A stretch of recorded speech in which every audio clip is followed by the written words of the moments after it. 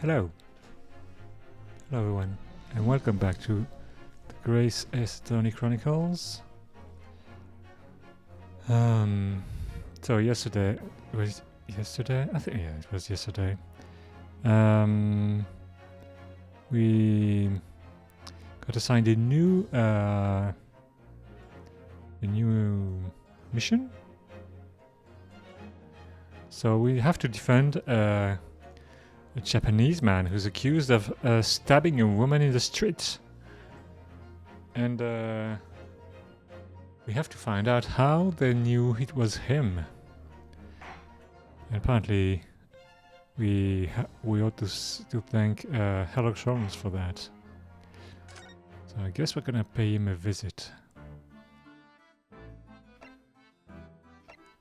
He's got a very weird face, this guy.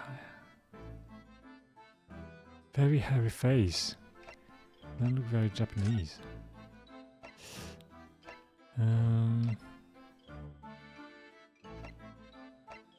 I wish I would ask everything we need to, Mr. Navarro.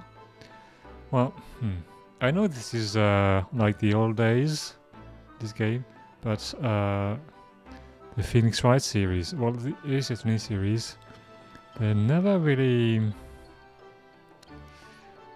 I don't know, the gender politics of those games. It's not the greatest.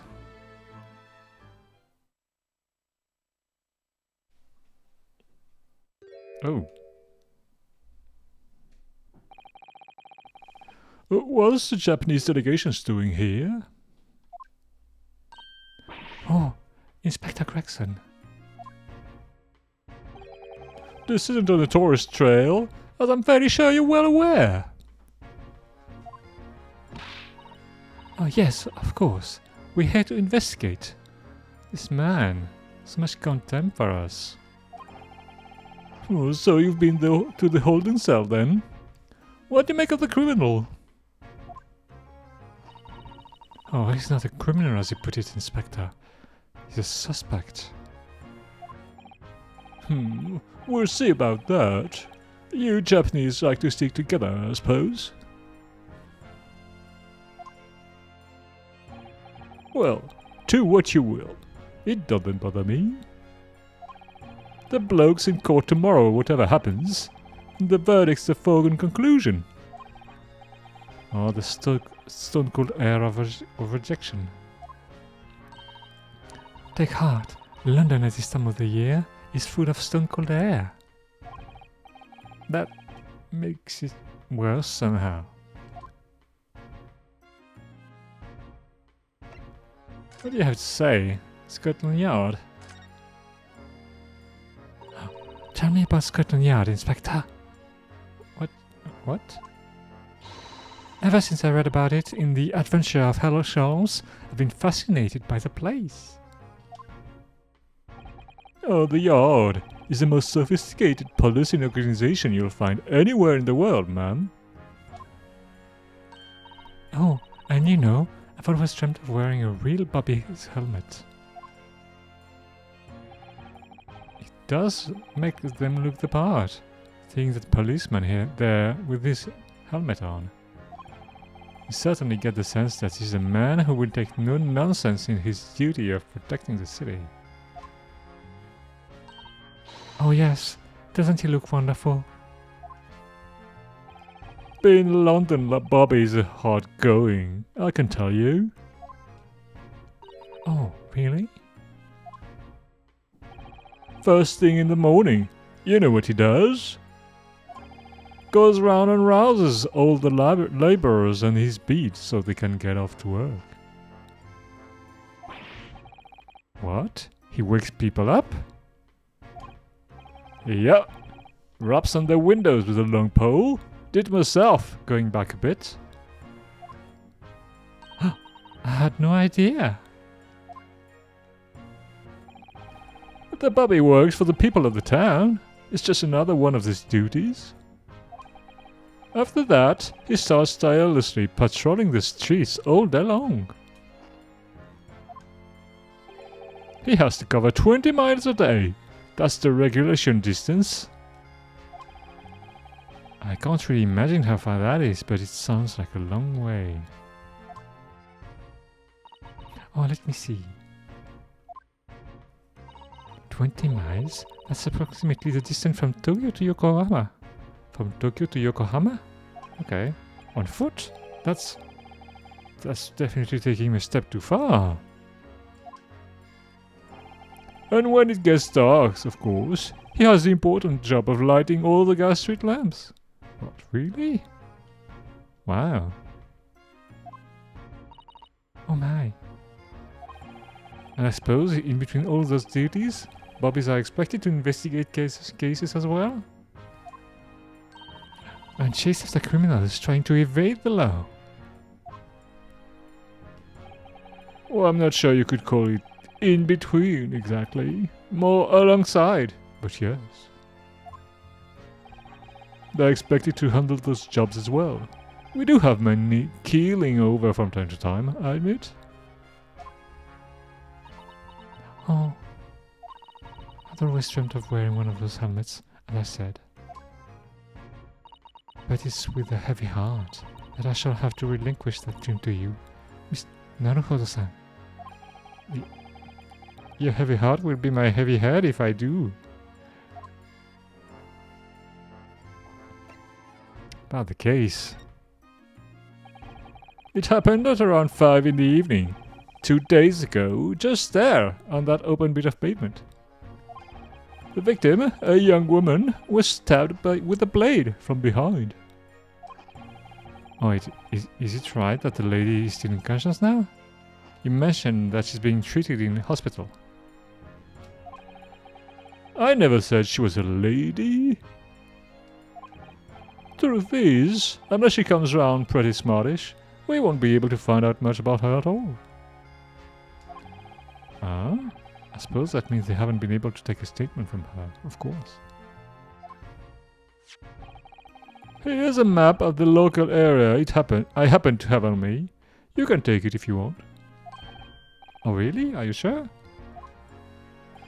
It's your policy to give lawyers defending suspects the odd bit of information to go on. Oh, I haven't actually accepted the job yet, but still. Oh, thank you, Inspector. We gratefully accept. The local map has been entered into the court record. Anyway, as far as we know, there was no one else on the scene other than the victim and your fellow countryman. So who did it, do you think? Not much of a head-scratcher, is it? Well, I know Mr. Natsume is also claiming not to have seen anyone else around, but... But just because we didn't see anyone, it doesn't mean we can be sure that nobody else was present. Exactly. Oh, I'm sorry to have to tell you, but we most certainly can be sure. How? Because, ma'am, the precise moment of the stabbing didn't go unnoticed. It what? We have 2 very reliable witnesses, no less. Ah! It was a typical foggy London day, and your client obviously didn't see them. There were witnesses now? The witnesses? Who are these witnesses, Inspector? A fellow and his wife. And the man's one of the most reliable and respected citizens in all of London. He's a copper from Scotland Yard. A copper? What's a copper? Huh? A policeman? That might change things. Oh, and this policeman just happened to be there at the exact moment the woman was attacked? Nothing peculiar about that, ma'am. Part and parcel of being a bobby, catching them bang in the act and all that. Bang. Do you think it might be possible for us to ask that policeman a few questions? Be my guest. You can ask him what you like. In court tomorrow. Oh. I've no doubt he'll be summoned as a witness. So that'll give you something to look forward to. That's that then. He got no intention of letting us meet the man beforehand, it seems. I don't know, it doesn't seem very fair that we can't see the witnesses beforehand. But oh, a policeman witnessed the incident. As your judicial assistant, I must warn you that this could make our job very difficult indeed. Yes, as a non-judicial assistant, I could have warned me of that too. Oh yes, one more thing, Inspector. What? The person who led you to the suspect. I hear that was Mr. Herlock Holmes. What are you bringing up? What are you bringing him up for?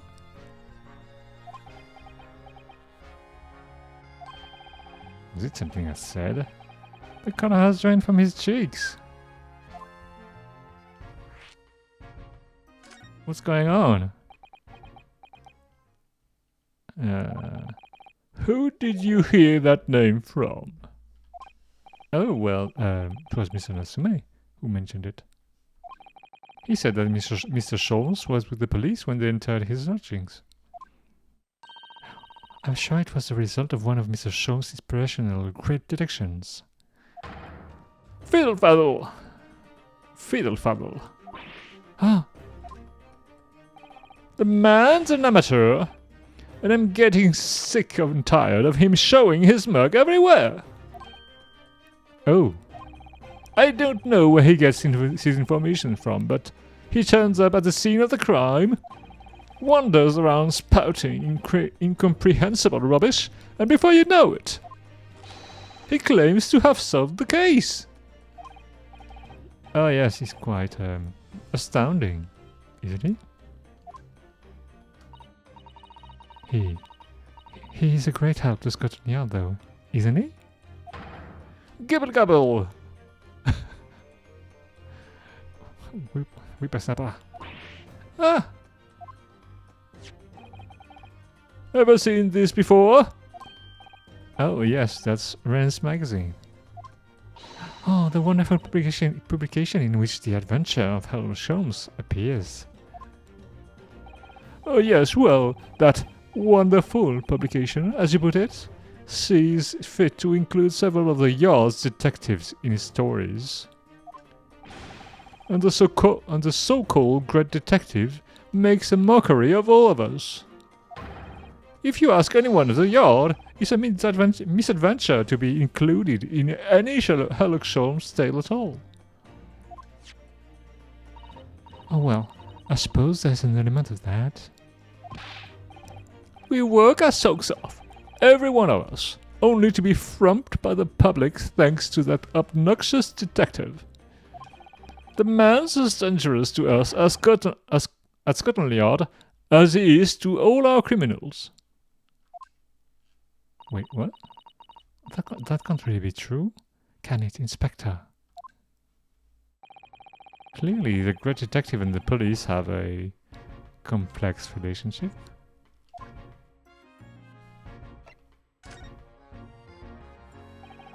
That twitchy Japanese bloke goes on trial tomorrow. Are you going to defend him or not? Well,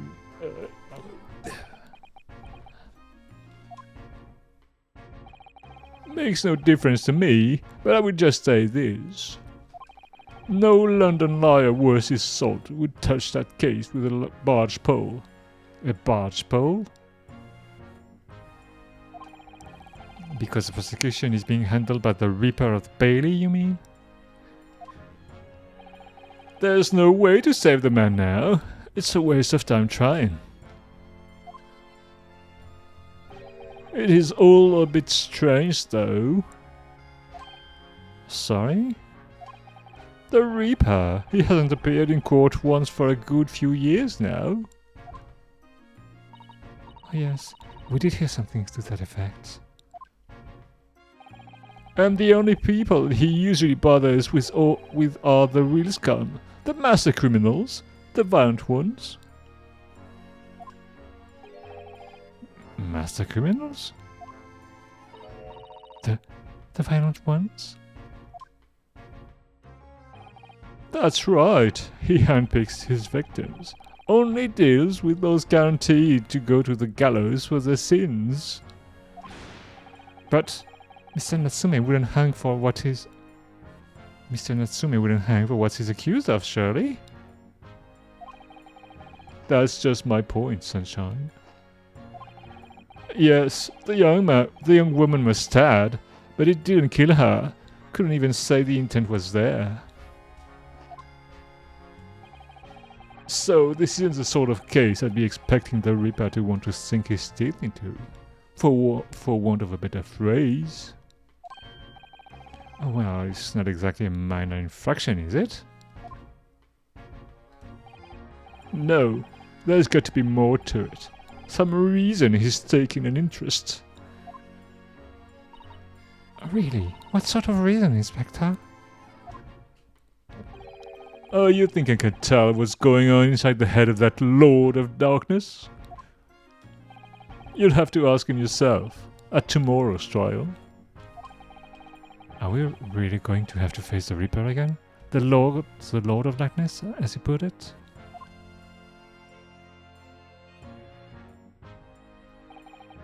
Well, I don't know why there was a fade to black there. I don't think we're going to get any more useful information out of the detective. Oh. Naruhodo-san, can I make a suggestion? Oh yes, what is it? Well, it seems to me that we must speak with him about this. What? By him, do you mean Mr. Sholmes? Oh yes, Mr. Herlock Sholmes, exactly. Look at the shining eyes. I can't wait. Can you? Well, Mr. Natsume did blame Mr. Sholmes for all this, didn't he? Yes, he did. He really did.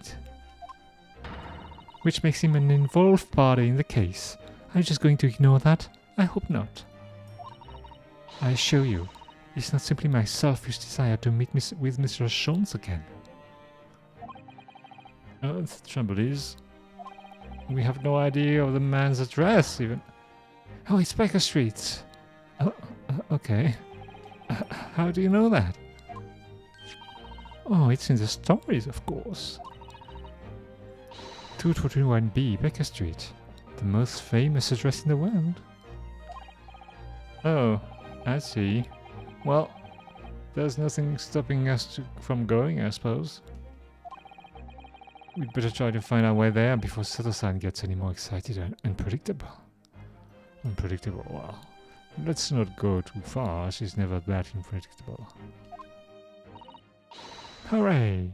I'll summon a carriage! So we're to have a reunion already with the great detective, Mr. Herlock Sholmes.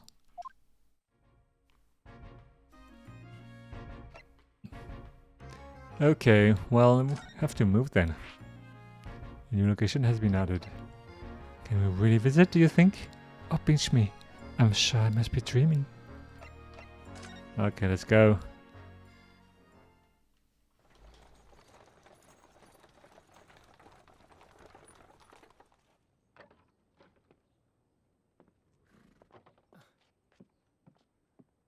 Wow, the animations are very low quality. Thank you very much.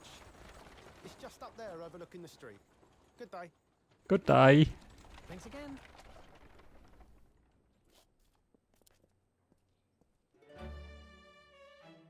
This is it. The residence of Mr. Herlock Sholmes.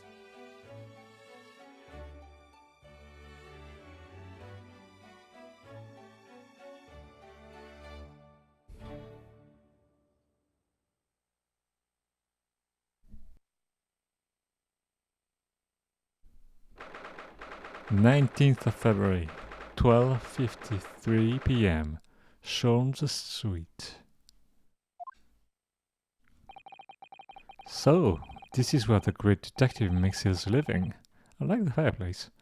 She's so real to be here somehow.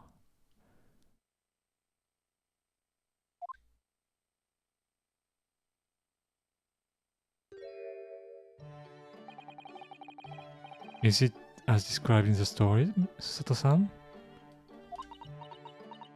Oh. Sato-san? Oh, many famous cases have been solved here, in this very room. Oh, I suppose it must have been, yes? I've never read the stories, so it's hard to get quite as excited about it as she seems to be. She must be so happy. The detective chases the villain relentlessly as he disappears into the fog down an unlit London street. Oh, the thrill of it, the romanticism. Can't you feel your heart thumping in your chest? Can't you, Naruhodo-san? Oh, I suppose I can. Yes. Oh, so if you don't mind, I'll just stand here and soak up the atmosphere for a while longer. Oh, well, you know, suit yourself. Soak away. Please don't mind me. Oh, well, she's obsessed.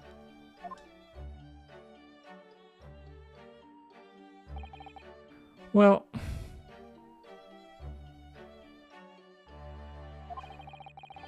it looks like our detective friend isn't home at present. How did they get in? Excuse me? Is anybody home?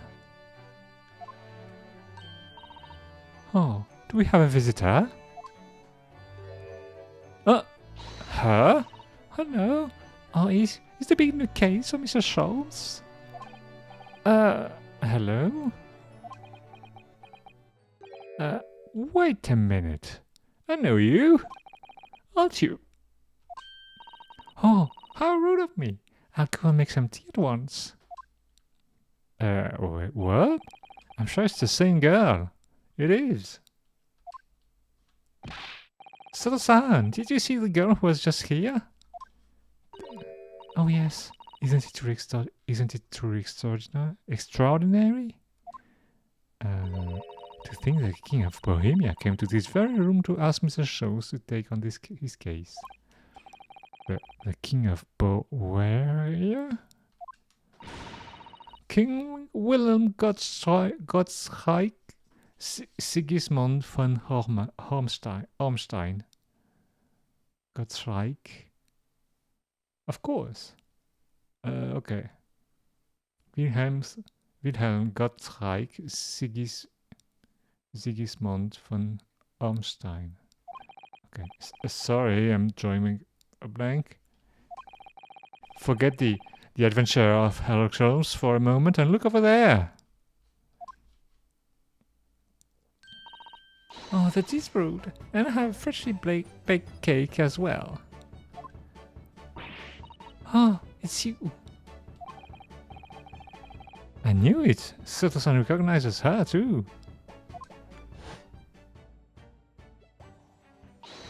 Oh, there you are. And taking that with you as well. I was looking forward to the trial run of my experimental smoke grenade launcher.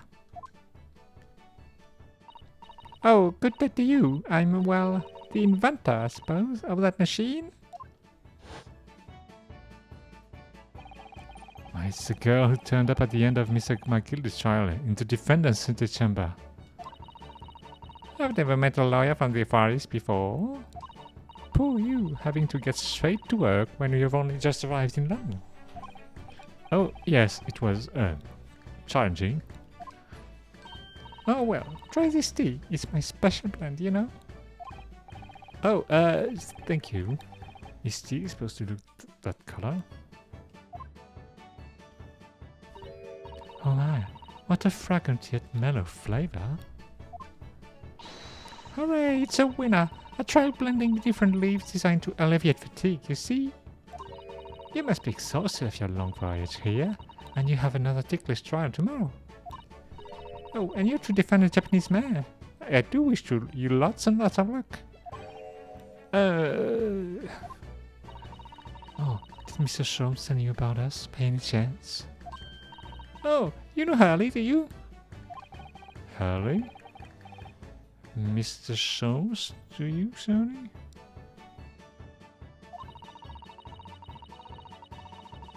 Oh, Mr. Sholmes was a fellow passenger on the boat that brought us to Great Britain, you see? Oh, was he really? Well, I had no idea. I'm afraid Hurley's out on an errand again, even though he's just returned from overseas. Wait a minute. We met this girl for the first time ever yesterday after the trial, and only briefly at that. How on earth does she know so much about us? Did she deduce all those things, do you think? And perhaps more to the point, why is she here in Mr. Shaw's suite? Oh, silly me! I haven't introduced myself, have I?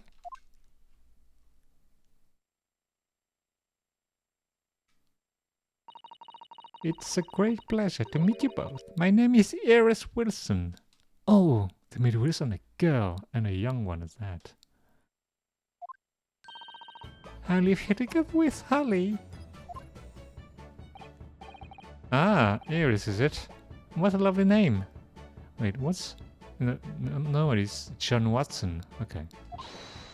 Oh, what? What's the matter? Oh no, wait, this can't be.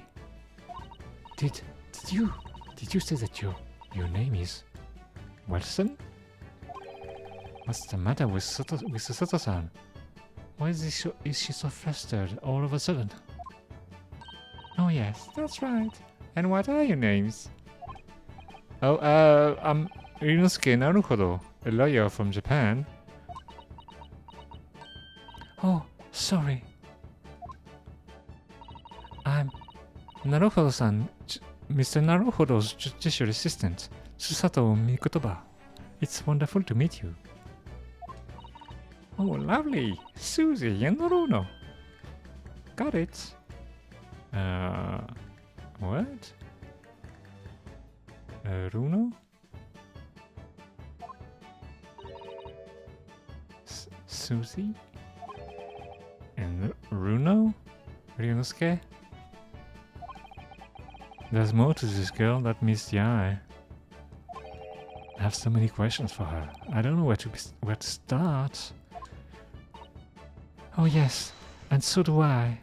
She's still reading in her mind.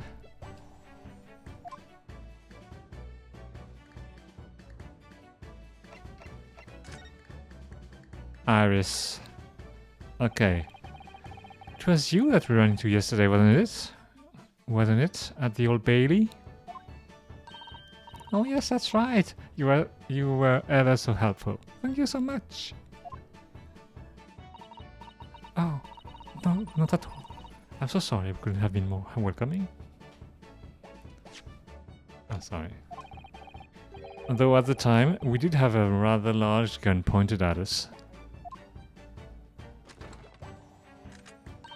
Oh, like this?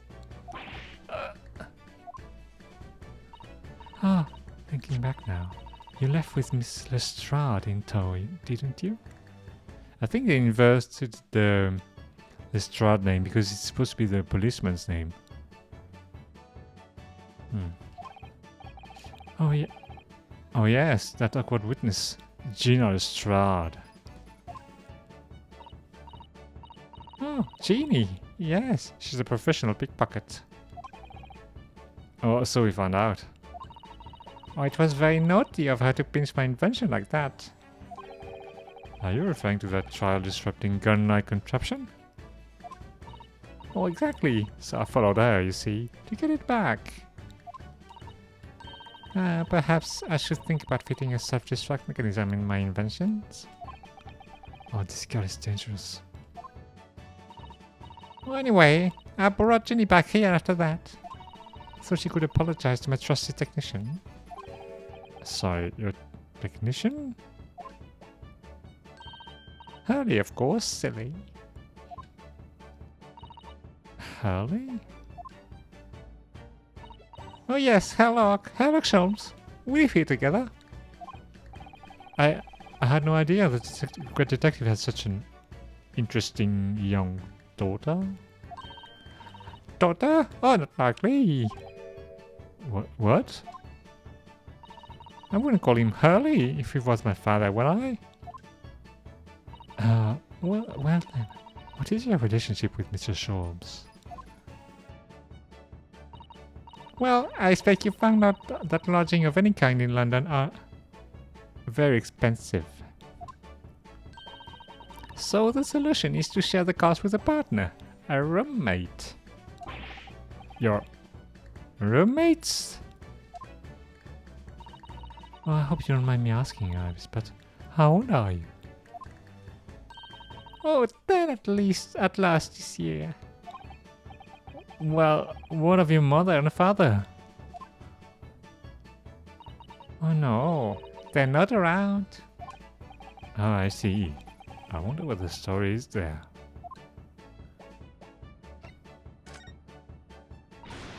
Oh yes, there's something I must ask you.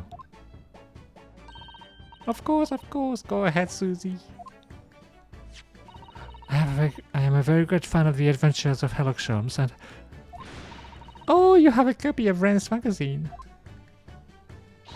Yes, and I read every issue. It's delivered all the way to Japan on the ship. Oh, this is so exciting. My stories are being read on the other side of the world. My stories? That's right, Hurley is always solving such amazing cases, you see, and he tells me all about them. They really are quite fascinating. It would be such a shame if I was the only one who ever heard them, don't you think? Oh, goodness. Last night, he was telling me all about a new case he just solved on a steamship traveling from far land. So I was just in the middle of typing up the manuscript for the next issue before you came.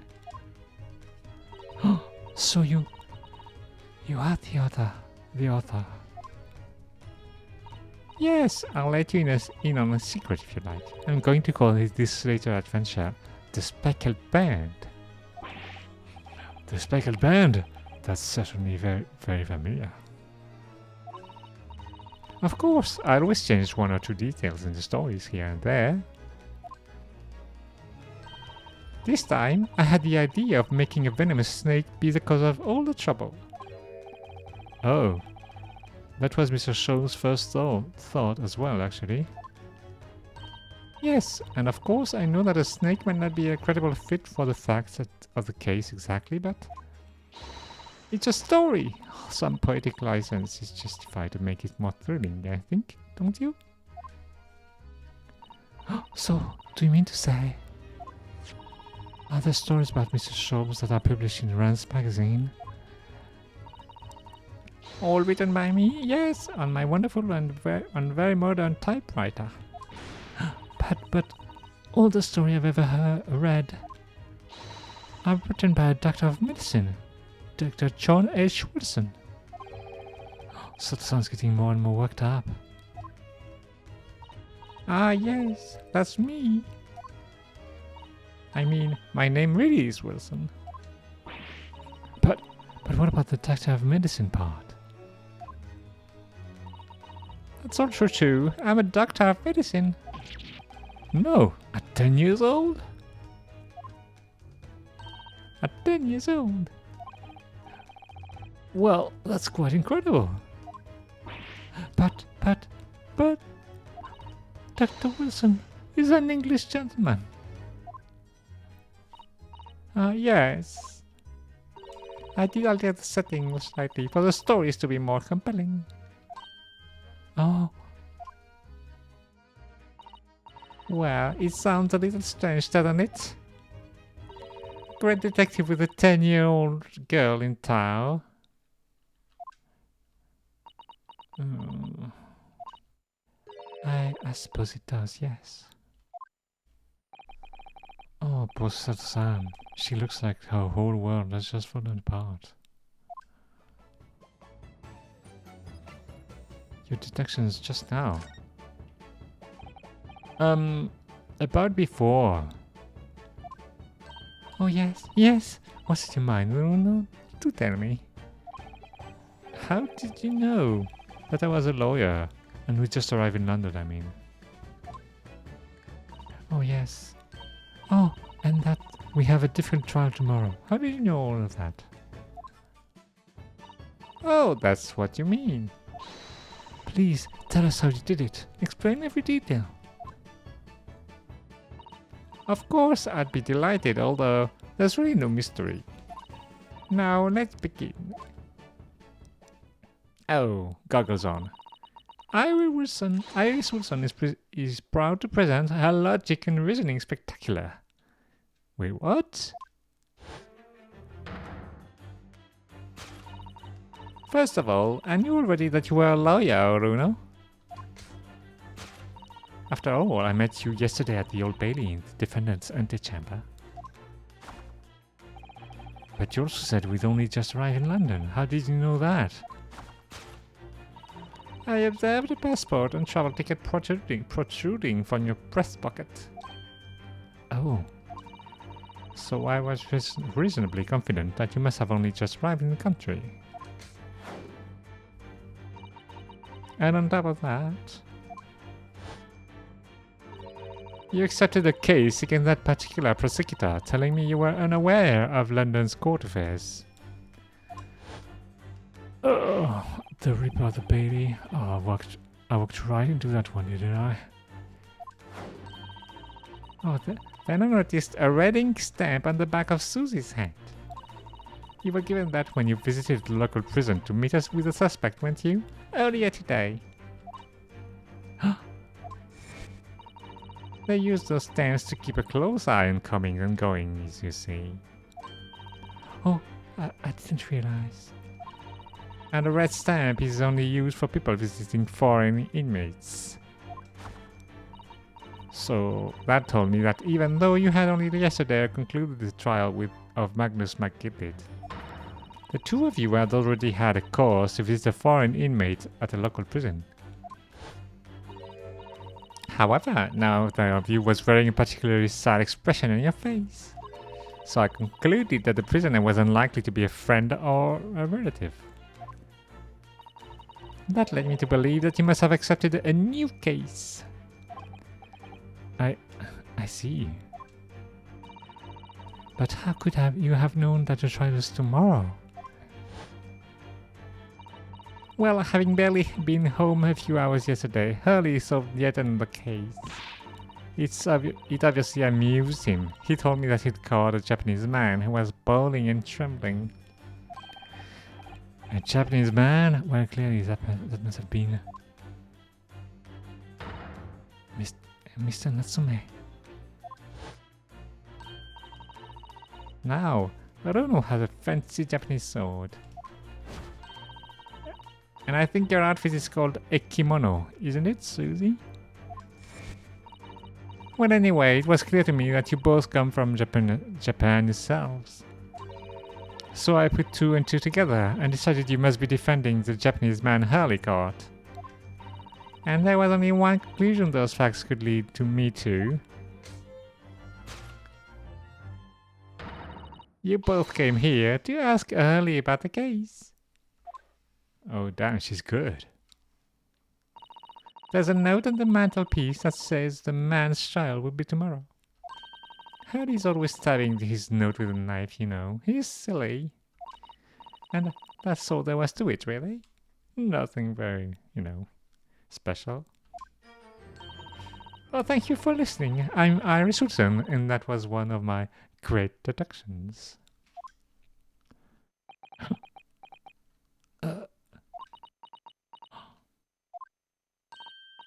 Well, was the winner? Were my deductions correct? They were spot on. Oh, that was amazing, Iris. Truly a great detection. We even managed the certain something of Mr. Sholmes' delivery. Oh well, I was just copying Hurley's style for that. Oh, this is really very good news. You could tell us all about the case involving the Japanese man. You will, won't you, Iris, please? The case of the Japanese man. So yesterday, Mr. Sholmes apprehended a Japanese man, you were saying? Yes. Hurley had just arrived back in London after a sea voyage. But the police were waiting for him at the railway station to take him directly to the crime scene. Ah, the great detective is a popular man, it seems. Apparently a woman was stabbed in a quiet street somewhere in town. There were witnesses who had seen a short, shifty-looking, stooped man running away from the scene. A short, shifty-looking, stooped man? Oh, Mr. Natsume, beyond any doubt. Natsume-san. Soseki-san said that he didn't see anybody else on the street at all. But it seems there were witnesses after all. Oh, Hurley used his great detective powers to determine the man's address. It was a lodging room very nearby. He went directly there with the police, and what did they find? A short, shifty-looking, stupid man shivering in fear. Mr. Sholmes' great deduction certainly hit the mark that time. Of course it did. He's a great detective. Still, that means the incident occurred only 2 days ago. Surely tomorrow is too soon for a trial, isn't it? Oh, definitely. We have no time to investigate properly. Oh, Hurley says that London is rife with crime. Oh. Scotland Yard is doing its best, but they can't stay on top of it, apparently. Oh dear. I hadn't realized the situation was so dire. Well, that's why they can't afford to spend too much time investigating cases and trying the criminals in court. Staff and money are both short. Crimes are usually pinned on the first suspicious person. Oh, that's terrible. I suppose it's the harsh reality of the working of the world's greatest justice system. I would say that makes it not the greatest justice system, but, well, you know. I suppose it is. But in that case, I don't hold out much hope for Soseki-san.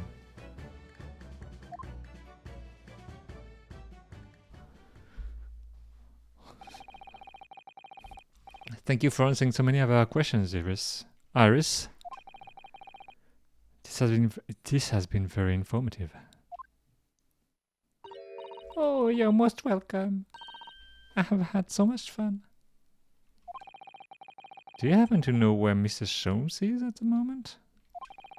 As you guessed, we'd like to ask him some questions about this case as well. Ah, well, I expect Hurley is still investigating the scene. Of the case involving Mr. Natsume, you mean?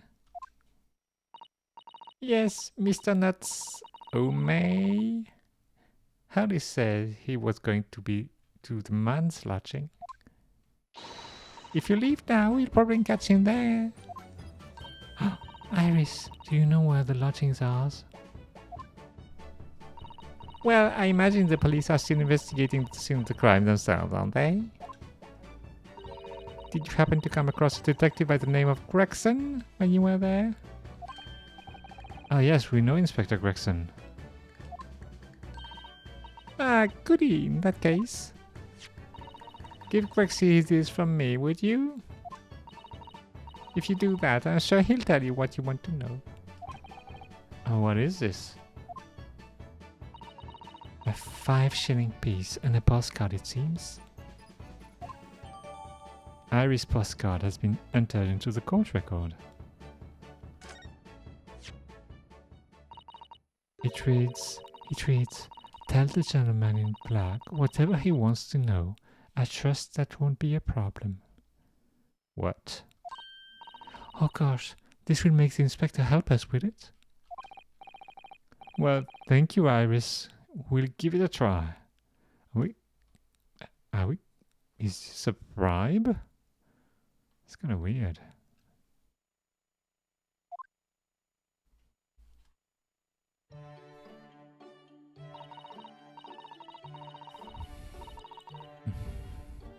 Good luck then. I'm going to return to writing my manuscript, The Speckled Band.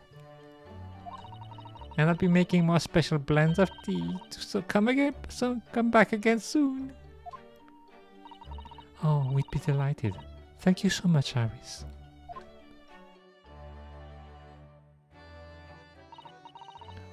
Well, Naruhodo-san, it's back to the scene of the crime.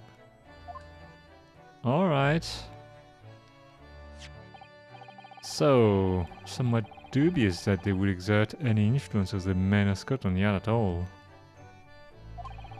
We headed back to the scene with Iris's curious note and one of the world's heaviest silver coin in hand.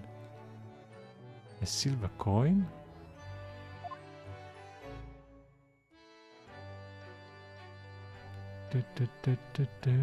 Wait, what? It's the end already?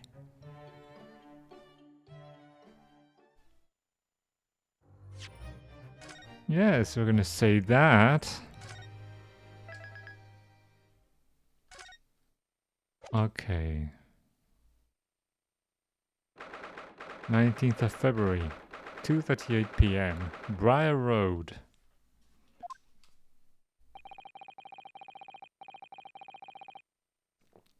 It looks as though the police are still here, carrying on with their investigation. Oh, perfect. Let's find Inspector Gregson as quickly as possible. Yes, and let's see if he'll take a break from his chips to look at that silver tip Iris gave us for him. Yes, a tip with air quotes. I don't know about that. I don't want to get into trouble. Oh, we have to present the thing. Okay. Hey, we haven't looked at that. Briar Road. Okay, that's... Okay, is that... Is this the only thing? Okay. Okay. Tell the gentleman in black whatever he wants to know. I trust that won't be a problem. Iris Wilson. Iris's handwriting is adorable, isn't it? Oh, tell the gentleman in black whatever he wants to know. I trust that won't be a problem. Yes, the handwriting might be adorable, but the message is ominous. There's no room for sentiment there. I'm sure it's simply the way you're interpreting it, Miss Naruhodo-san. Anyway, I do hope the inspector would tell us what we need to know when he reads it. You don't think it would just make him munch piping hot chips until he steams?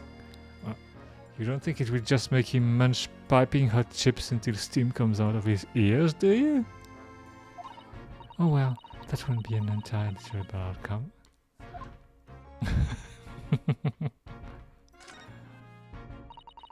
Oh, this is a 5-shilling piece, isn't it? I believe it's called a crown. Oh yes, and you can train a Scotland Yard detective to do whatever you want with just a single one. Oh, Iris might be the most powerful 10-year-old in the world. How much is 5 shillings, by the way? What's it really worth? Well, it's probably enough to buy all the chips the inspector could possibly eat in a whole month. What?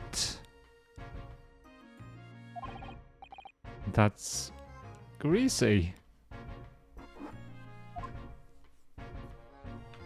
That's a lot of money.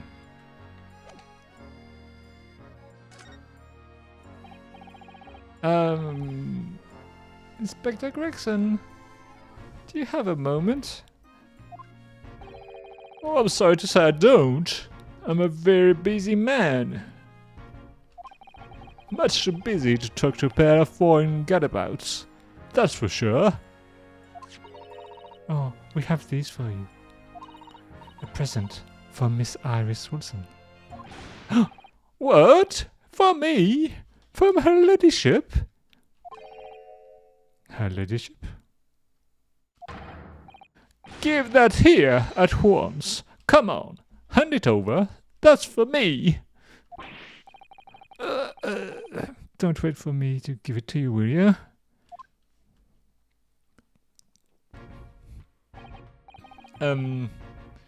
What was that coin exactly?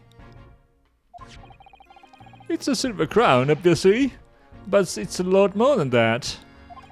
It's, well, it's an appearance fee. That's what it is. An appearance fee? Oh, I see. You mean... That's right, for the adventures of Sherlock Holmes. Her ladyship always offers me a little financial reward for featuring me. Every time. Oh yes. Yes, of course. I know all about your exploits, Inspector. I read them avidly. Of course. Her using my name without my say-so does make me butt of a lot of unpleasant jokes. But still... Oh, I'm sorry, Inspector. That must be difficult for you. Oh, never you mind that. So, what do you want to know then, eh? Sorry? Tell the gentleman in black whatever he wants to know. I trust that won't be a problem, it says. Well, obviously it's not a problem. Go on, fire away. What do you want to know? Oh well, if you wouldn't mind, Inspector.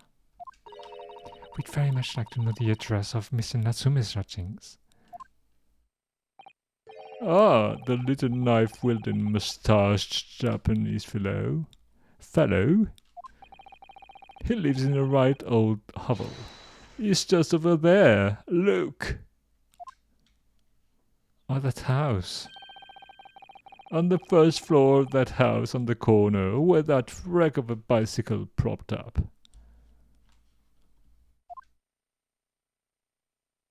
Oh, that is nearby indeed. If I remember rightly, the landlord is a Mr. John Garrideb. Garrideb? What?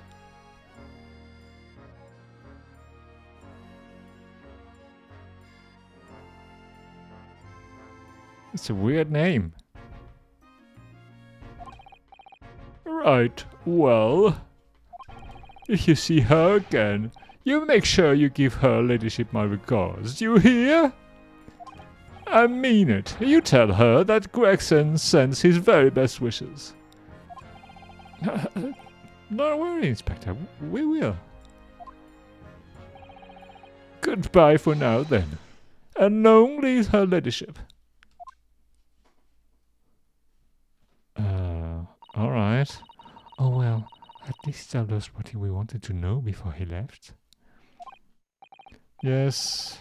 So then, should we go and see what we can find in Mr. Natsume's lodgings? Oh, definitely. Alright then, let's go.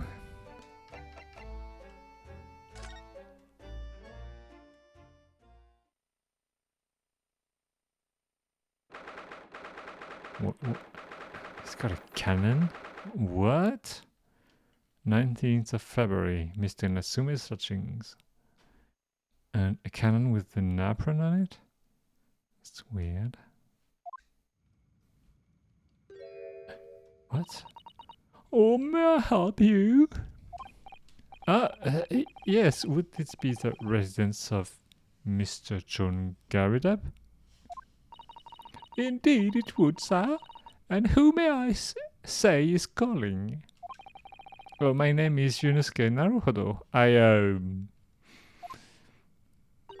Oh, Mr. Naruhodo is representing Mr. Sasaki Natsume. I believe he takes lodgings here. Oh. We would very much like to ask him some questions about our client. Oh, one moment, please. I shall convey the message to Mr. Gerteb.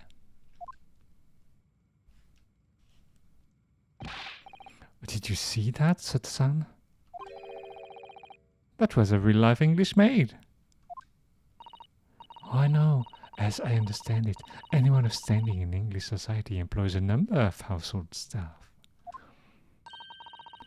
But that was the first time I've ever seen one in the flesh.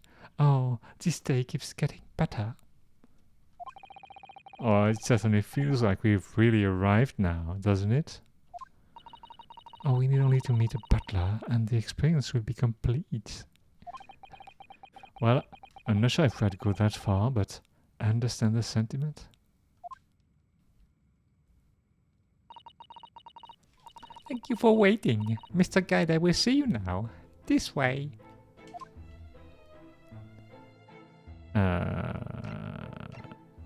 What? What's that? That's full-sized cannon. What's it doing in here? Oh my, it's real. I thought it might be a replica. That old thing? That's a little more than a toy. Sorry? The army was selling it off when I retired, so I decided to give it a new home. You never know when the enemy might attack next. Jolly is to have a cannon about the house. Really? Isn't it overkill? Be prepared, I always say. You never know what this twisted world is going to throw you at next, boy. Oh, do you think there may be trouble brewing, Mr. Gaidab? Always is. Take John here. Never fails to have a clean apron in reserve. Tries them over the barrel, you see. That dry very well in the cannon there, Joan tells me, which rather proves my point, I feel. It's been reduced to try and rack. No wonder the huge cannon looks like it's hanging its head in shame.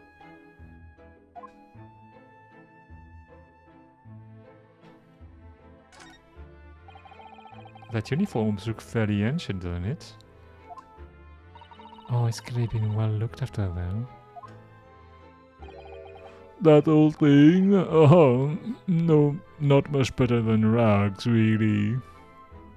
Really? Oh. Well, that ceremonial grab at my retirement bash, you know? But I'm not one for dwelling on the past, me. Would have gladly thrown it out, but you know how it is. I'm not sure. Anyway, doesn't hurt to have the odd piece of memorabilia lying around, does it? He steals his tea with his pipe. Stirs. Oh, I see. Perhaps we should leave the past in the past.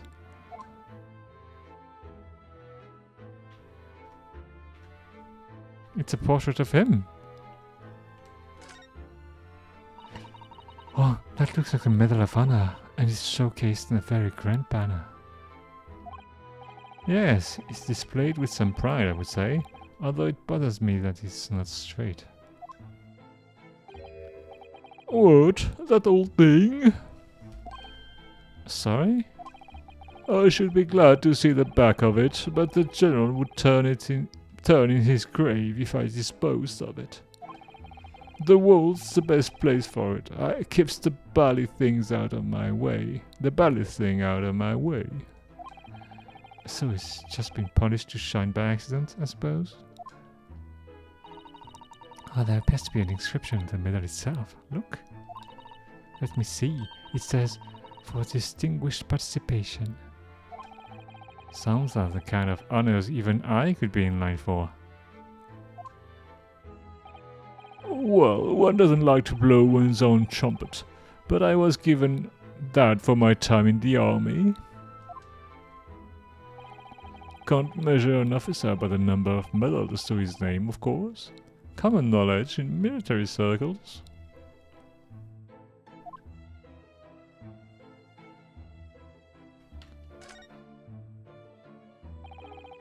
That portrait of Mr. Garideb is glaring at me, I swear. Have you noticed that all the little frames contain photographic prints of Mr. Garideb as well? Yes, and there seems to be a statue of a lion on the mantelpiece as well. Ah yes, seemed to come back from the local pawnbroker with a little trinket. Seemed to come back? What do you mean? The chap who runs the place is a ballet wizard. Went in to sell him something and came out with that thing. In point of fact, now think about it, I rather often find myself leaving the place with something I don't need. Oh, the lion ornament certainly does seem surplus to requirement. Our sister Santa pull her punches, or her throws for that matter.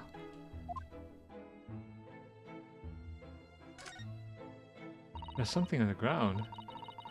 Oh, look at that enormous screen. It must have been put there deliberately, surely. Oh yes, it certainly seems someone's trying to hide something from view. What could be behind it, I wonder?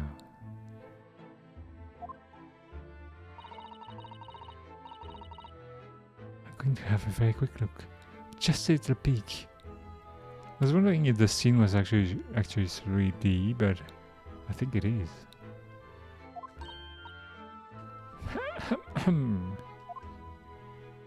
Oh, maybe that's not Miss Susan. Maybe that's not Susan. I think the maid is going to head us off with a cup of tea.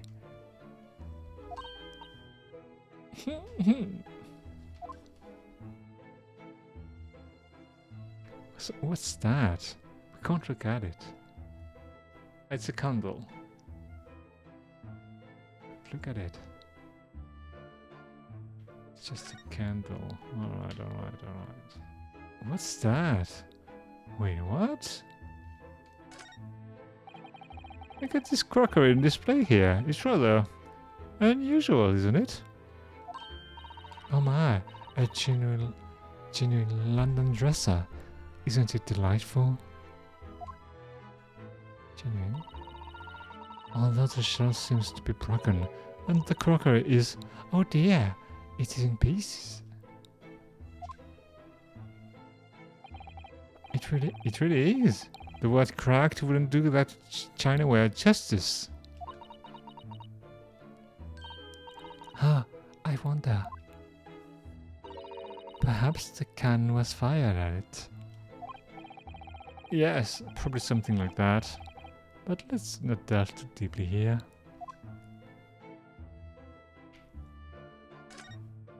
Oh, look. Oh, look. What a wonderful collection of cakes lined up on that gleaming silver cake stand. Lined up? Looks more like someone has half demolished them to me. Afternoon tea is a time of indulgence, you know. It's quite the English way. It is Mr. Garideb's custom to take 2 cakes with his tea. Oh, that sounds delightful. Oh, wait a minute though. There are at least 10 cakes on this cake stand. Well, naturally. And it would never do to waste the leftovers. So whatever Master Garideb then eats, I say to myself, John, you shall have to tidy up. How magnanimous of you. Wait, what's... Oh, the candelabra. And the candle is over there. This whole candle holder looks a little out of place here, wouldn't you say? Yes, right. A skill is supposed to be gold, but it's almost completely black for some reason. That old thing, yes. Just a cheap piece of ironmongery. Gimcrack, really? Oh. Used it when I was studying, don't you know, for my commission. I know it's old, hardly worth hanging on to, really. But well, still has its uses sometimes. Of course. Does everything in this room have some elaborate story behind it? Oh, they're memories, Naruhodo-san. Memories.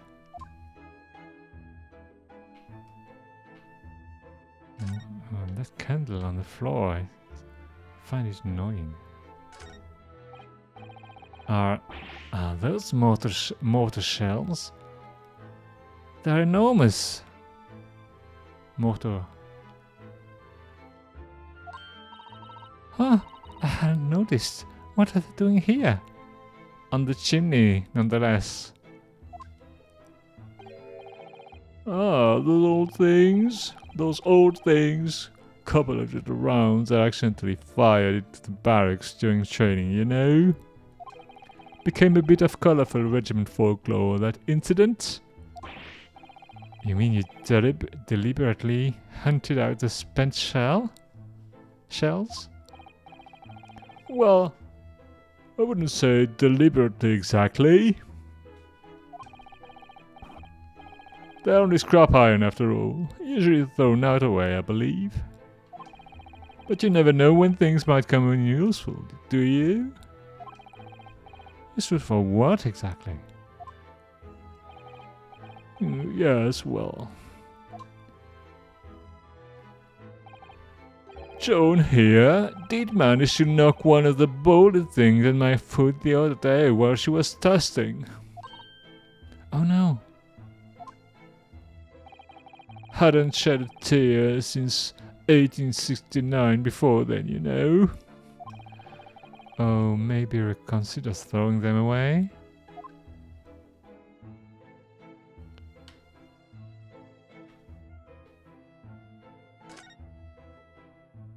Oh. A good day to you. John Gardeb, at your service. Oh, pleased to meet you, sir. This is Inosuke Naruhodo. He's a defense lawyer. Do excuse me not getting up. Took a shot to the knee a few years back in the Battle of Maiwan, don't you know? Earned a medal for my pains, but had to withdraw from service. Handed over the reins to the up-and-comings. So, he's a retired soldier. It's a hell of a job getting up and down stairs now. I can tell you. Don't get out much, as you can imagine. Oh yes, it's quite a climb up here to the second floor, isn't it? I was panting at the top of the stairs. Oh, you really must take more exercise, Naruhodo-san. Do you think so? Well, Mr. Garidab, no doubt you were very courageous to earn yourself a medal. Betty Rag. Oh, it was nothing. The medal's just a folderol, really. Wouldn't like to offend the general, though, so I grudgingly displayed it on the wall. Why don't you fetch it down, Joan?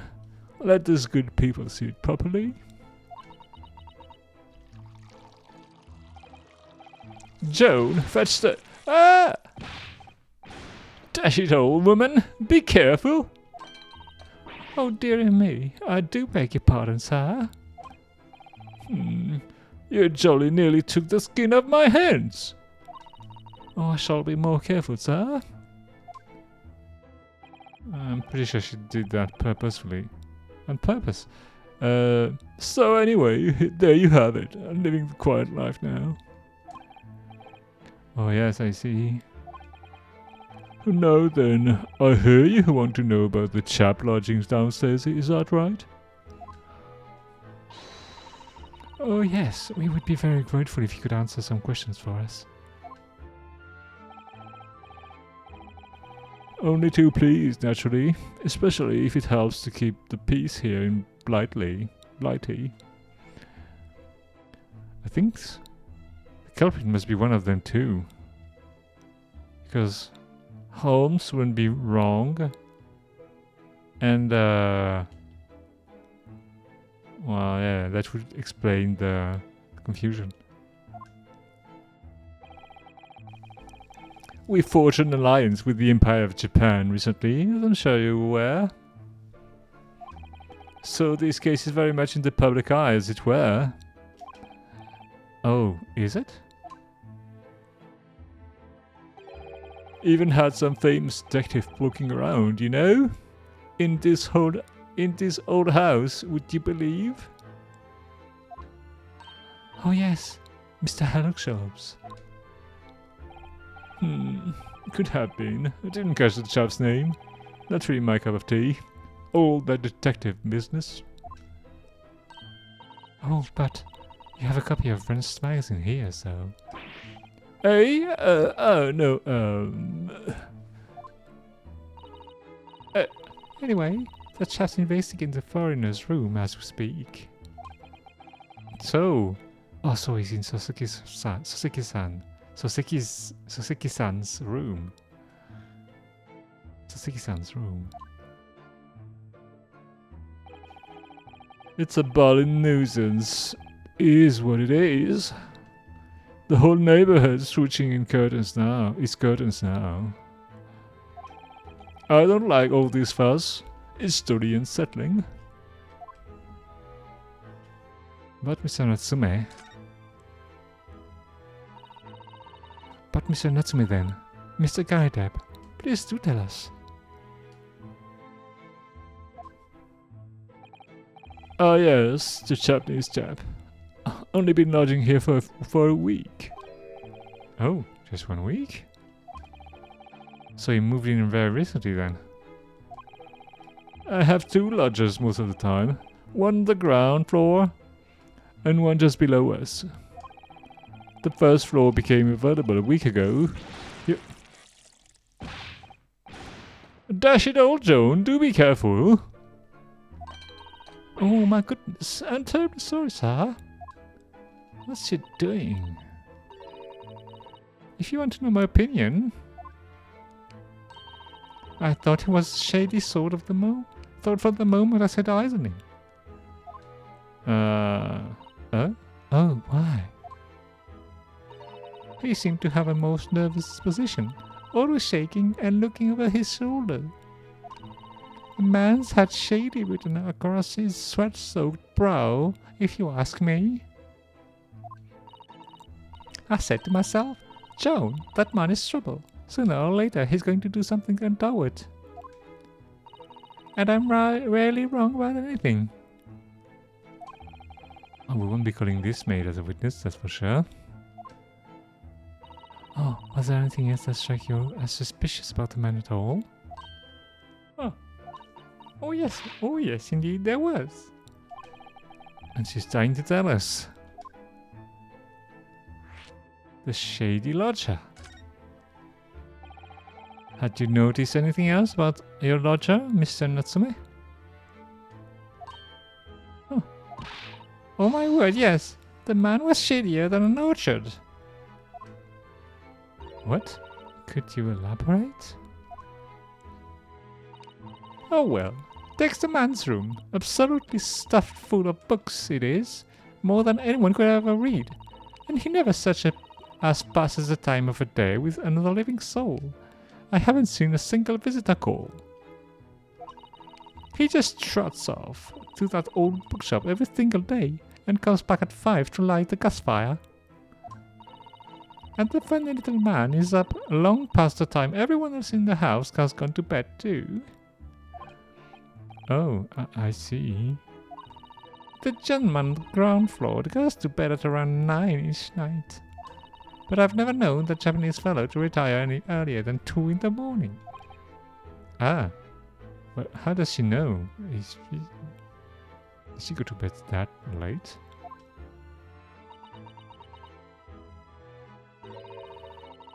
Could you clarify something, I wonder? Oh, what, pray? How do you know so much about Mr. Natsume's routine?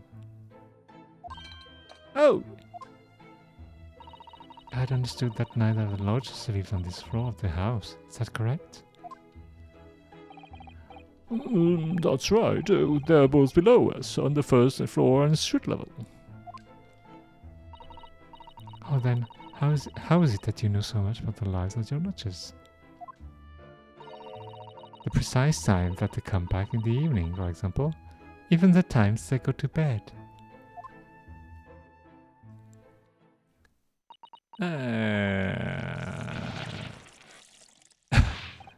Oh, good grief, Joan. Be more careful, woman. Oh, my goodness, sir. I'm terribly sorry, sir. Something doesn't add up here.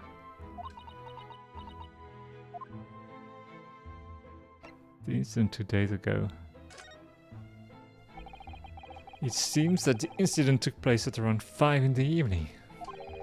Did you happen to look at the window at around that time? The window? Yes, that window. Oh yes, we noticed that the window over there looks out over a prior road. The incident took place on the pavement just on the far side of the street. Was there anyone suspicious loitering nearby? 5 o'clock is dinner time in the Gaida household. So I'm afraid I don't remember seeing anything. How about you, Joan? Oh no, sir. It would have been dusk outside already at the tower. And with the fog as well, I should think it would have been quite impossible to see the other side of the road. Oh, I see. Oh, did you notice anything else out of the ordinary then? Such as? Anything at all, even if it seems unrelated. Well, yes? Was there something then? Well, it's nothing particularly significant, but around that sort of time here, for the love of God, Joan, watch what you're doing! Oh, dearie me, what have I done? I'm awfully sorry, sir. Do be more careful, woman! Of course, sir. If I may, Mr. Narrow Hollow? Oh, yeah? I have an exceedingly good memory, as far as I remember. Nothing of any significance took place here at the tower. Nothing at all. Oh, really? Mr. Gerda? The way we were talking before, it sounded rather like there might have been. Oh, well, I was saying it was just a trifling matter, really. Nothing of... Ah! Joan, dash it all! What is the matter with you, woman? Oh, begging your pardon, sir. Nothing happened. Yes, quite. Nothing happened. We sat down to a quite uneventful meal, Joan? That's right, Mr. Godeb. There's something weird about those two. What is the matter with these two? Exactly. Oh, it sounds like something happened here in this room on the evening of the incident. But what? I wish I knew. Mr. Natsume's room. Could you tell us which floor Mr. Natsume's room is on? Oh, why, certainly. Just below us, on the first floor. Oh, and Mr. Sholmes is investigating there, even as we speak. Yes, told me Natsume's name had asked him to look into the matter, so I gave him the key. Mr. Natsume has engaged Mr. Holmes' services? That's a blatant lie.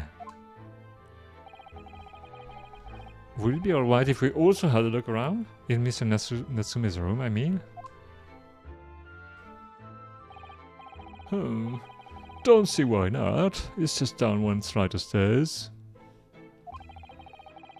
Who knows if we'd find anything that would help us with the case, but we have to try. We need all the clues we can lay on our hands on, shall we? Oh yes, and while we're there, we can speak with Mr. Jones again. Perhaps he'll be able to tell us more.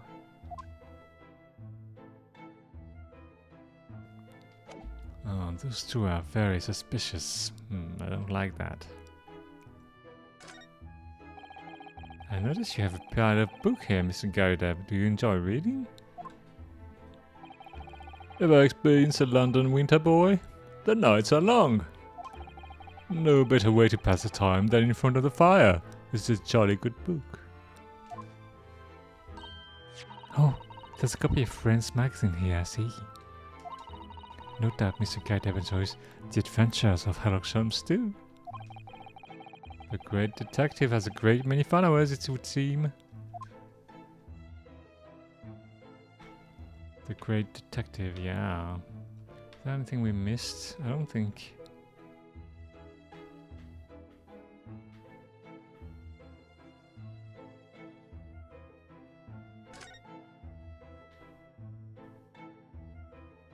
The window. Ah, this window looks over Briar Road, where the young woman was attacked. Oh yes, I can make out the policeman on the far side of the road investigating the crime scene. Oh, the glass is rather murky, isn't it? You can't see very clearly. Does this thing open at all? I wonder. I shouldn't underestimate the bitterness of a London winter, sir. Sorry? As soon as you open that window, the tea will freeze in the pot. No Londoner would go opening windows at dusk in the middle of winter, I assure you. It seems very unlikely that these two would have seen anything of the incident then. Okay, okay. We gotta move! I don't think I'm gonna... I think we're gonna have a look at the room and then I'm gonna stop because I'm quite tired.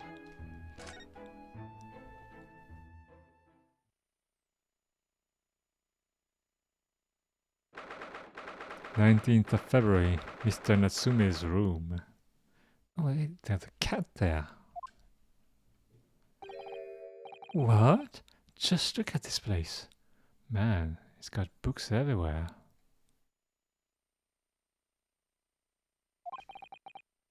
And smell it. It's so musty in here. I suppose it's the mountains of old books that are responsible for that. Oh, she kind of looks... I actually can't believe it. I don't think I've ever seen so many books in all my life. No, me neither. Oh, it's so dark in here too. Oh yeah, the window is blocked.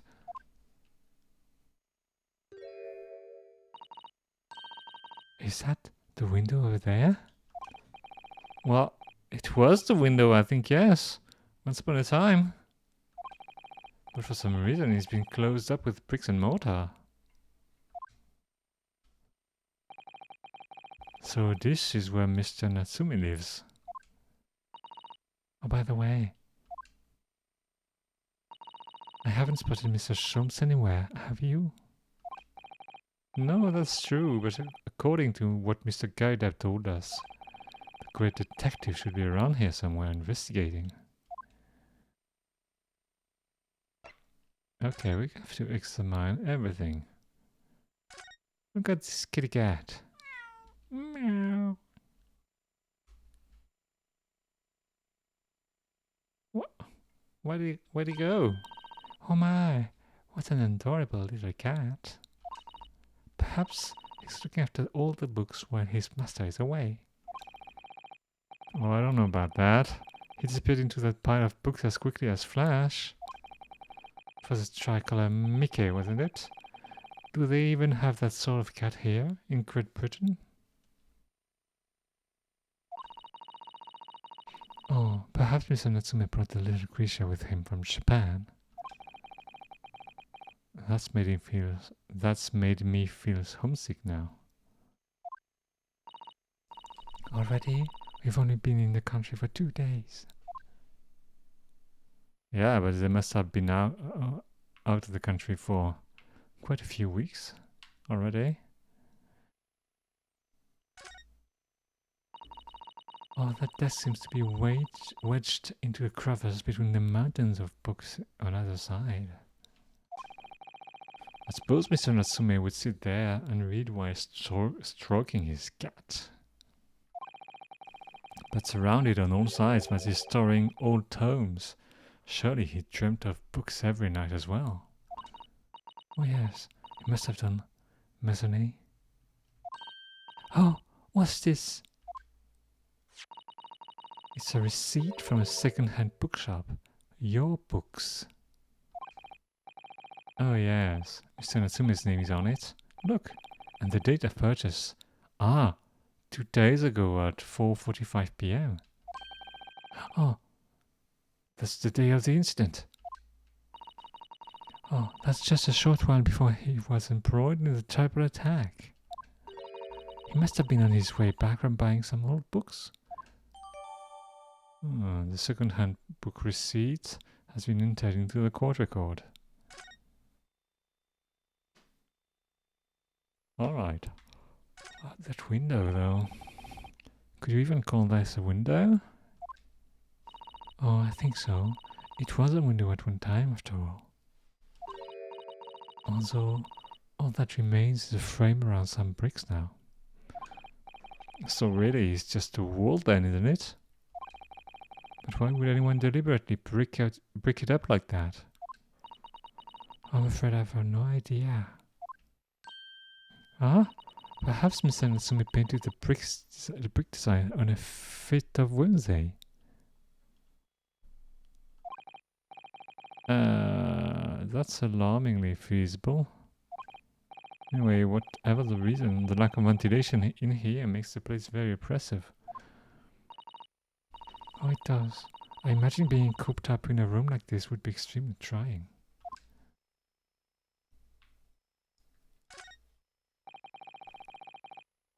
Look at all those books stuck up there. They almost reach the ceiling. Oh, they all work of English literature, and they all smell so musty. With this volume of book to hand, you'd never be short of reading material, would you? Oh no, what a dreamy idea. A bad dream, maybe, for me at least. Mind you, I don't imagine the books that at the bottom of the pile would ever be read again. At the bottom of the pile now will ever be read again. Ah, so reading it is an experience that comes but once in a lifetime, just as the tea ceremony teaches us.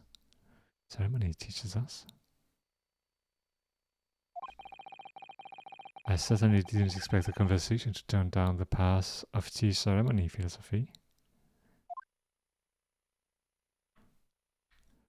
The books, it's wait, is this gas matter? This appears to be some sort of matter on the wall here. It looks very robust. I wonder what it's for. There's a slot for inserting coins here too.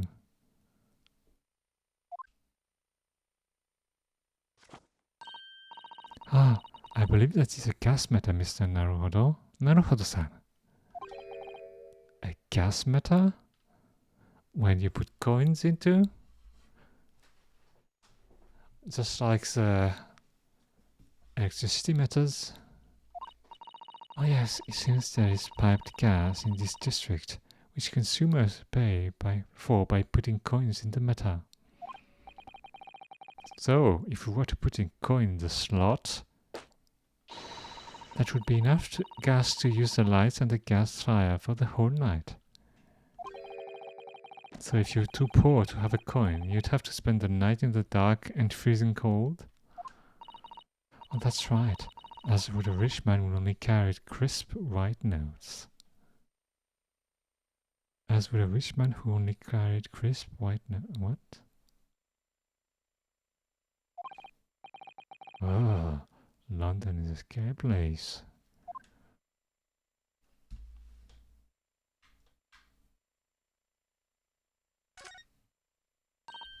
Oh look, it's a beckoning cat from home. It's a bit big and bulky, isn't it? Sorry, Mr. Natsumi didn't bring that mannequin echo all the way from Japan with him. Oh, I hardly think you're in a position to command me. Naruhodo-san. Are you forgetting the enormous Dharma doll that you brought in your luggage? Well, could be dangerous traveling abroad. I wanted a luggage arm. Oh well, I imagine Mr. Natsumi wanted the same, and is sure to beckon good luck to him. It's not doing a very good job so far, is it? Oh, you mustn't say such things. Oh, I didn't say a word. Oh, she is reading our mind. Why am I such a giveaway? Oh.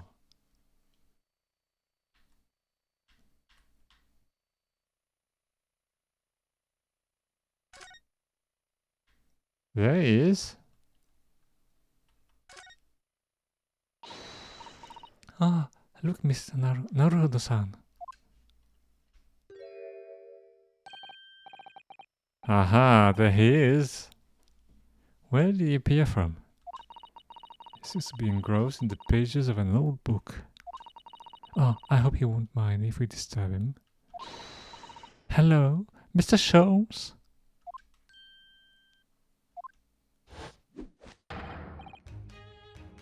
Oh, you two, good day.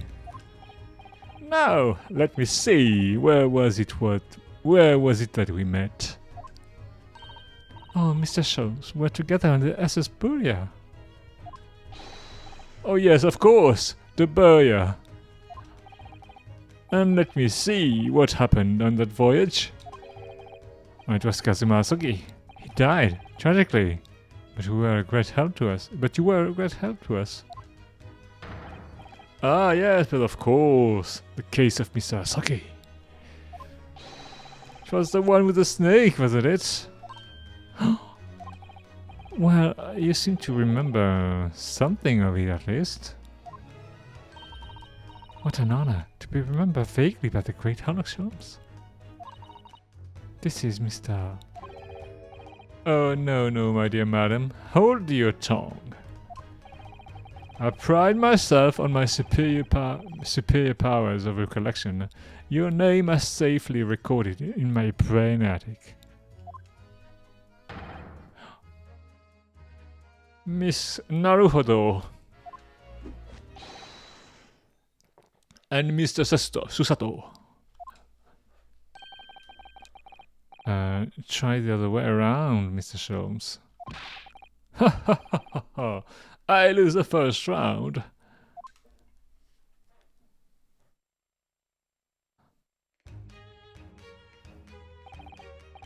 In truth, I had hoped to invite you both to my Baker Street suite the day we arrived in London.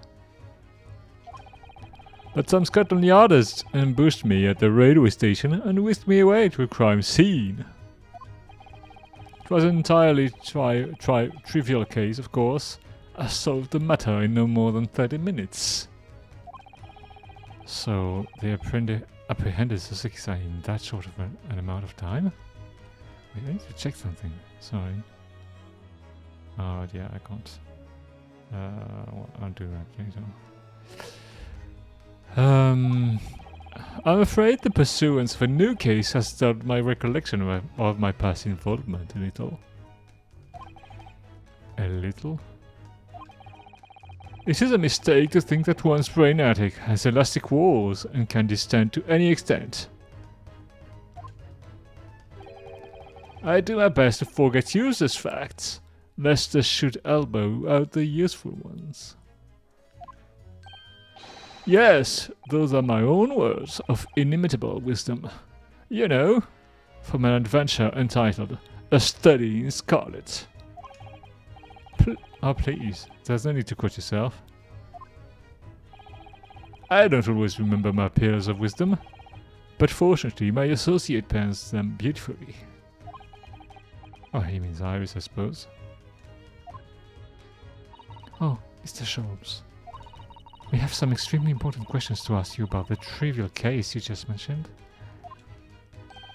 Oh goodness, what an earnest expression!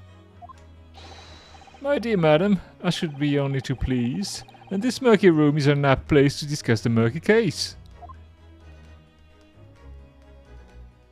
Okay. Let's go then. Mr. Natsume's arrest. We know this to be the lodgings of a Japanese foreign student by the name of Sasaki Natsume. It seems that you assisted in his arrest, Mr. Sholmes, for the stabbing of a young woman outside here on Briar Road. Natsume. Oh yes, I believe it was a name rather along those lines. Oh, but Mr. Natsume denies it. Was it really justifiable to arrest him on so little? I'm sorry, Mr. Sato, but I have not the slightest idea what you mean. What? I can't believe he was looking Sato-san squarely in the eye while feigning ignorance. I assure you, I'm not merely feigning ignorance. What? They're all reading my mind. It would appear as if the pair of you were under some misapprehension. Oh? How? I assure you, I have no recollection of accusing your astute compatriot of the crime. But that doesn't make sense. The good detective of Scotland Yard made the following request of me, and I quote verbatim. We need you to ascertain the identity and whereabouts of a man seen fleeing the crime scene. Ah, a man seen fleeing. There were a number of books scattered on the pavement at the scene. From the book plates, I was quickly able to determine the bookshop from which they had been purchased. On speaking with the proprietor, I was immediately led to this address. Elementary, wouldn't you say? Elementary, wouldn't you say? I believe there is a receipt around here somewhere from the establishment in question. So you don't think Mr. Natsume is the culprit then? That I could not tell you. But it was aggravating my faculties, hence why I returned here. However, this place is such a trove of fascinating books, I found myself quite lost in bibliophily. Do not be deceived into believing that I am a man of leisure. No, no, no! Oh dear.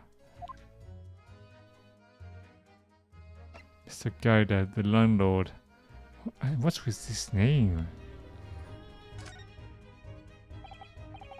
Ah, tell me. Have you encountered the landlord of these lodgings? Oh yes, Mr. Gaida. A retired military man. Oh, it was the first time I've ever met a soldier from the great British institution that is the services. It was the first time I ever met a maid from the great British institution that is service. Ha ha ha ha ha! Oh, I didn't think it was that funny. I do apologize. As you may well be aware, many households in London employ maid. Yes, I read as much in my Great Britain primer. Primer? And so conversely, whether or not a household employs a maid has come to betoken a social standing of those dwelling therein. betoken their social standing? Sorry? Put simply, my dear fellow, those who employ at least a single maid are considered middle class. Those who do not are beneath that. In the upper echelons of society, of course, households employ enough staff to constitute a large family. Goodness, how extraordinary. As you can appreciate, for those on the precarious boundary between the middle and lower classes, being able to afford just one maid is of the first importance. I had no idea. And it is for precisely that reason that I find great stimulation in the situation upstairs. Specifically, in the retired army veteran, Mr. John Gardup. Oh. Fable as he is, the fellow is hiding something. Whether or not it imposes on the circumstances of this case, I am as yet unable to ascertain. I'm sorry, lost on what he means to say. The Dinga Room. This room is sorely suffocating for the soul, my dear fellow. I assure you, any man whose lot is to dwell in a place such as this will stab somebody sooner or later. Oh, Mr. Natsume has stabbed no one. Ah, but sooner or later, as I said. Oh, I don't believe that's the issue here. About this dark little room, Mr. Sholmes. Why is there no longer a window? Do you have any idea? No window? Well, I mean, I can clearly see that there is a window of sorts. But it's been completely blocked with bricks. Ah, I see. The answer to that question is quite simple. Window tax. Window tax? What is that? Oh, surely. Not a tax on the windows? What else could it be? Precisely that! Oh my goodness. Until relatively recently, a tax was levied on households in this country by the number of their windows. Those of lesser means, having inherited a sizable and costly family home perhaps, rapidly closed windows up. While the rich opened windows here, there and everywhere, in an effort to curry favor with those in power by furnishing them with large sums of tax money. I don't think that's how it works. How awful and unjust, forcing people to live in rooms devoid of light. Indeed, disease was rife as a result.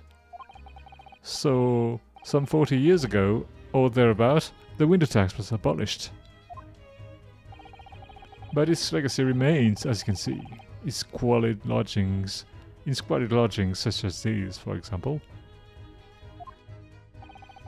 Oh, I suppose Mr. Natsume's stipend for living here in London isn't very generous, perhaps. It would appear so. I've done a little digging and discovered that their lodging were offered at an extraordinary low price. Extraordinary low price? Oh, because the room is so awful, I should think. Apparently Mr. Natsume only moved in here about 1 week ago. Yes, that's correct. However, I don't believe the low rent is explained by the shabby nature of the accommodation. How did he move so many books, though? Oh? Still, that is of little relevance here, a matter not worthy of further attention. Are you sure? I'm curious now.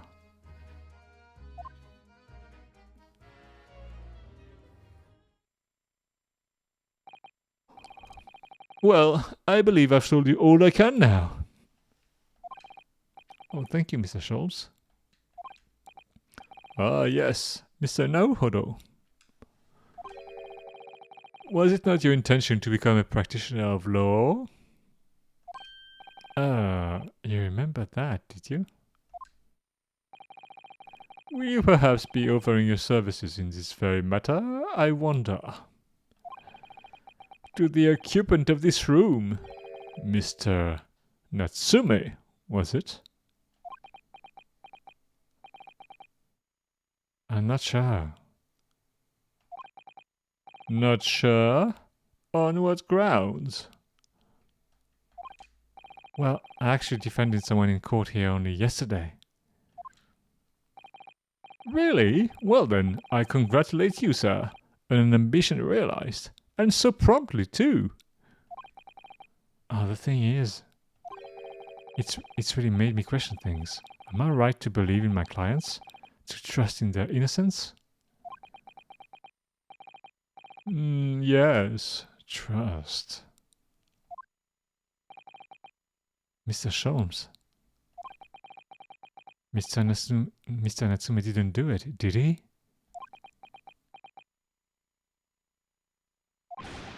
Ha ha ha ha ha. My dear fellow, I haven't the first idea. Oh, but I thought that's why you were here. Didn't you come back to investigate? Oh yes, that was indeed my initial intention. But there are simply too many fascinating books here. I couldn't possibly ignore them. Oh, I see. Nevertheless, there are two facts that I can state quite unequivocally. The man who fled the scene of the crime 2 days ago was the Japanese occupant of this room. And there are witnesses who swear to having seen the same man commit the crime. That is all I can say. Ah, and one more thing. Oh, what is it, Mr. Sholmes? Tell us. I cannot say with any certainty whether or not it is of relevance to this case, but I'm quite sure that the retired army man who owns this property is hiding something. Oh, Mr. Gardab is? Oh, Mr. Sholmes said as much before, actually, didn't he? Anyway, at present, this is really all that plays on my mind in relation to this case. Oh, Naruhodo-san. As yet our investigations have uncovered nothing that could help establish Mr. Natsume's innocence. Oh no, you're right. Perhaps it's time we probed a little deeper into Mr. Gaidab's secrets. Just remember, I cannot be sure whether Lelondo's secret will prove to be of relevance or not. But I wish you every success, of course, Mr. Naruhodo.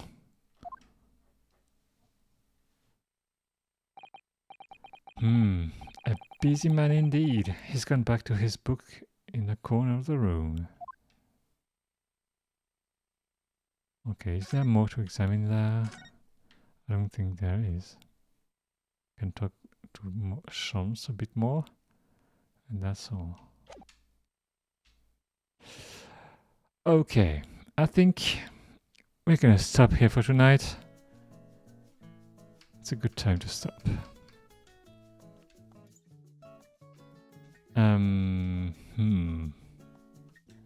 It's a bit weird.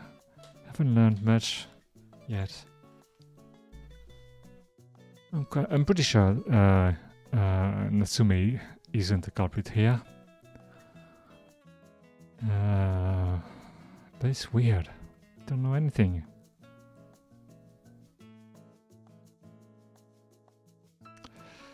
But I guess we're gonna know soon enough. I'll probably continue that tomorrow. I'm not sure exactly. I'm not sure yet, but well, I mean, it's very. The probability is very high. In the meantime, well, please take care, stay safe, and I hope to see you soon then. Bye bye.